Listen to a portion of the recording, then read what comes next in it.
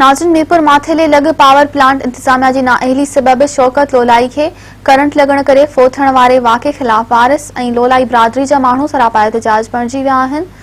तफ़सील लाइ ॾिसूं था मोहम्मद कासिम कलवर जी ही रिपोर्ट। नाज़रीन, लिबर्टी पावर प्लांट के गेट ते मौजूद आहियूं। हिते लोलाई बिरादरी लोलाई यूथ तरफां एहतजाज रिकॉर्ड करायो वञे पियो। 14 ॾींहं अॻु में जेको शौकत लोलाई आहे उहो लिबर्टी पावर प्लांट जी नाअहली सबब हिते बिजली जी करंट लॻण सबब फोत थी वियो। अॼु हीउ एहतजाज रिकॉर्ड कराए रहिया आहिनि।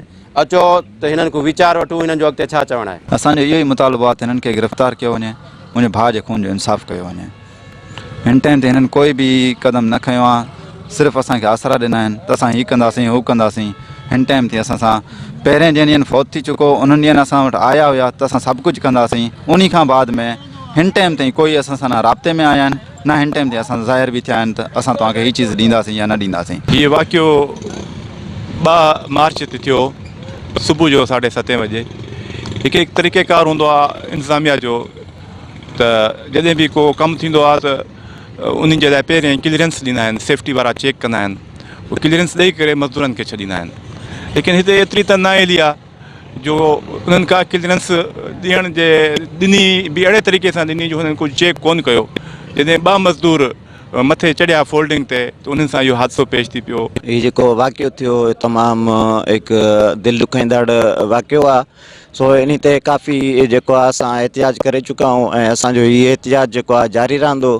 ऐं असां मुतालबो कयूं था त हीउ जेको मेजर ताहिर आहे इहो हिकु सिंध दुश्मन आहे ऐं इन जे ख़िलाफ़ ऐं पावर प्लांट इंतज़ामिया जे ख़िलाफ़ केस दाख़िल करे इनखे सख़्त खां सख़्तु सज़ा ॾिनी वञे।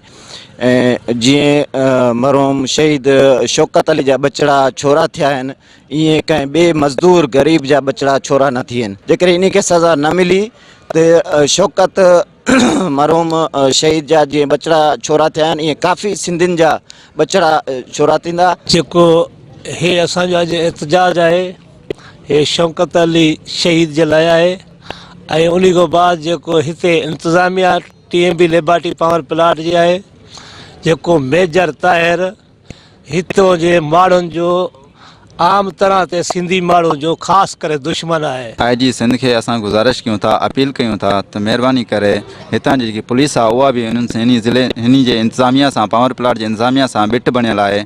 महिरबानी करे गुज़ारिश कयूं था त हिननि खे गिरफ़्तार कयो वञे। जा ॿार नंढा बुखियूं काटे रहिया आहिनि, इन जो इंसाफ़ केरु कंदो?